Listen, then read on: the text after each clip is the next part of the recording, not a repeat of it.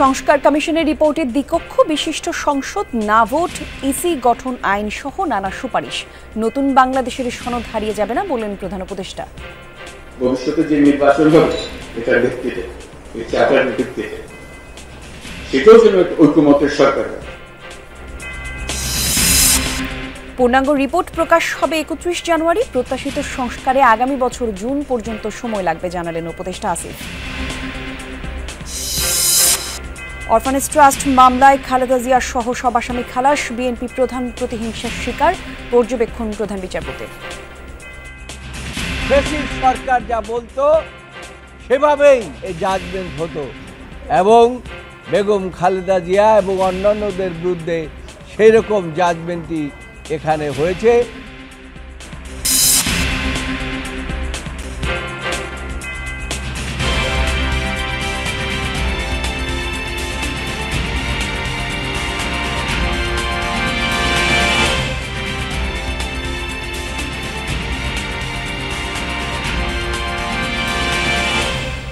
যমুনা নিউজে আমন্ত্রণ আপনাদের সবাইকে। আমি জান্নাতুল কুলি আছি সাথে। শিরোনাম দেখছিলেন শুরুতে।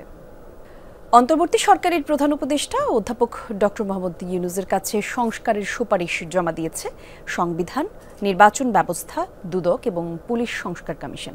এ সময় প্রধান উপদেষ্টা বলেন, নতুন বাংলাদেশের সনদ হারিয়ে যাবে না, একে বুকে নিয়ে এগিয়ে যেতে হবে। সংস্কার কমিশনের প্রতিবেদনের মাধ্যমে স্বপ্ন এবং অভ্যুত্থান পরবর্তী যাত্রা শুরু হলো বলে মন্তব্য করেন তিনি।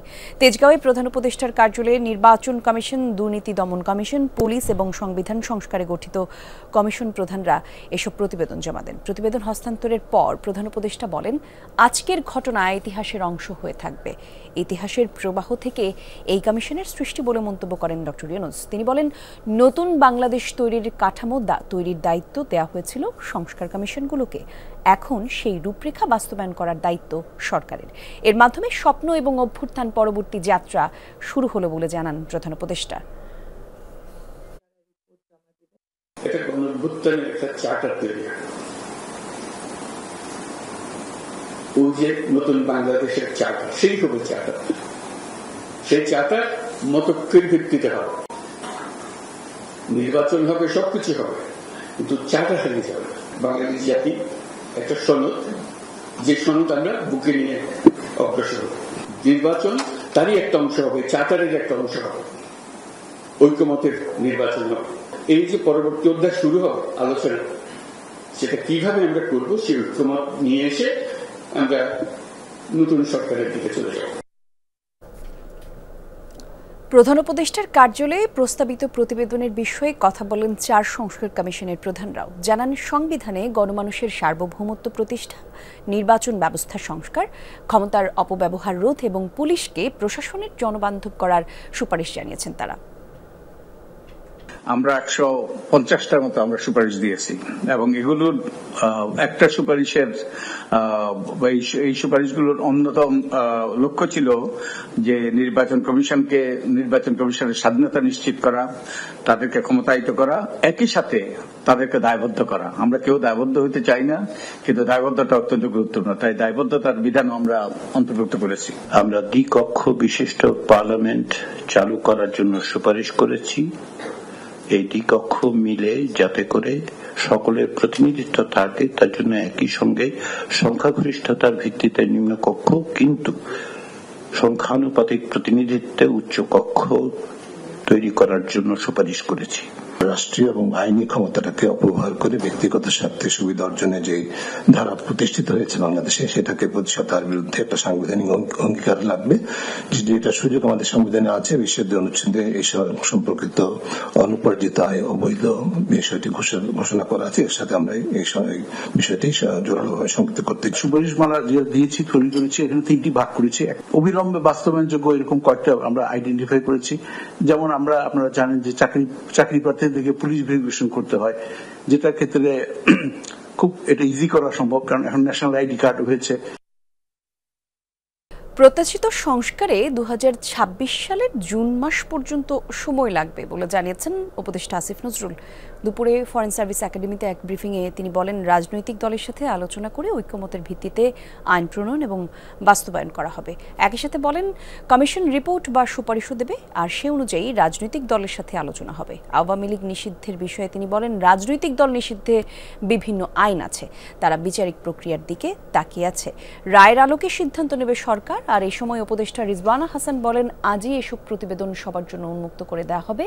জানান, কাল প্রজ্ঞাপনের মাধ্যমে কমিশনের মেয়াদ বাড়ানো হবে। পূর্ণাঙ্গ রিপোর্ট দেওয়া হবে 31 জানুয়ারি। এ সময় উপদেষ্টা আসিফ মাহমুদ সজীব ভুইয়া বলেন, সংস্কার কার্যক্রম ফ্যাসিবাদী ব্যবস্থাকে চিরতরে বিলোপের একটি প্রক্রিয়া। ন্যূনতম কিছু সংস্কার সম্পন্ন করে যদি ইলেকশন করতে চাই তাহলে এই বছরে হবে। আর যদি আমরা আরো কিছু সংস্কার প্রত্যাশিত মাত্রায় করতে চাই তাহলে কয়েক মাস লাগতে পারে, সেটা হচ্ছে সামনের বছরের জুনের মধ্যে। পরবর্তী পদক্ষেপ কি হবে, তারা তাদের রিপোর্টগুলো, যেহেতু তারা প্রত্যেকেই স্বাধীনভাবে কাজ করেছে, এখন সমন্বয়ের কাজটা তারা কমিশনরাই করবে। 31 জানুয়ারির মধ্যে প্রত্যেক 6টা কমিশনের প্রতিটি কমিশনের পূর্ণাঙ্গ রিপোর্ট আপনারা পেয়ে যাবেন। অন্তর্বর্তীকালীন সরকারের যে সংস্কার কার্যক্রম, এই সংস্কার কার্যক্রমকে এই ফ্যাসিবাদী ব্যবস্থার চিরতরে বিলোপের একটা গুরুত্বপূর্ণ অংশ হিসেবে মনে করি। জিয়া অরফানেজ ট্রাস্ট দুর্নীতি মামলায় 10 বছরের সাজা থেকে বিএনপি চেয়ারপারসন খালেদা জিয়াকে খালাস দিয়েছেন আপিল বিভাগ। বাতিল করা হয়েছে বিচারিক আদালত এবং হাইকোর্টের রায়। মামলায় তারেক রহমান সহ অন্য আসামিদেরও খালাস দেওয়া হয়েছে। রায় পর্যবেক্ষণে প্রধান বিচারপতি বলেন, বিদ্বেষ এবং প্রতিহিংসার বশবর্তী হয়ে জিয়া পরিবারের বিরুদ্ধে এই মামলা করা হয়েছিল। 2007-8 সালে সেনা সমর্থিত তত্ত্বাবধায়ক সরকার থেকে শুরু করে আওয়ামী লীগ সরকার পর্যন্ত সাবেক প্রধানমন্ত্রী খালেদা জিয়ার বিরুদ্ধে যে 37টি মামলা হয়েছে, তার মধ্যে সবচেয়ে আলোচিত জিয়া অরফানেজ ট্রাস্ট দুর্নীতি মামলা। 2018 সালের 8 ফেব্রুয়ারি এই মামলায় প্রথম কারাগারে যেতে হয় বিএনপি চেয়ারপারসনকে। 5 আগস্টের পট পরিবর্তনের পরদিনই রাষ্ট্রপতির আদেশে অন্য আরেকটি মামলার সাথে এই মামলার সাজা মওকুফ করা হলেও খালেদা জিয়া আইনিভাবে নিষ্পত্তির উদ্যোগ নেন। 7 জানুয়ারি শুরু হয় আপিল শুনানি। 4 দিনের শুনানি শেষে বুধবার সর্বোচ্চ আদালতে এই মামলা নিষ্পত্তির জন্য দিন ধার্য ছিল। বেলা 9:30টার কিছু পর প্রধান বিচারপতির নেতৃত্বাধীন 5 সদস্যের আপিল বেঞ্চ সর্বসম্মতিক্রমে এই মামলার রায় ঘোষণা করেন।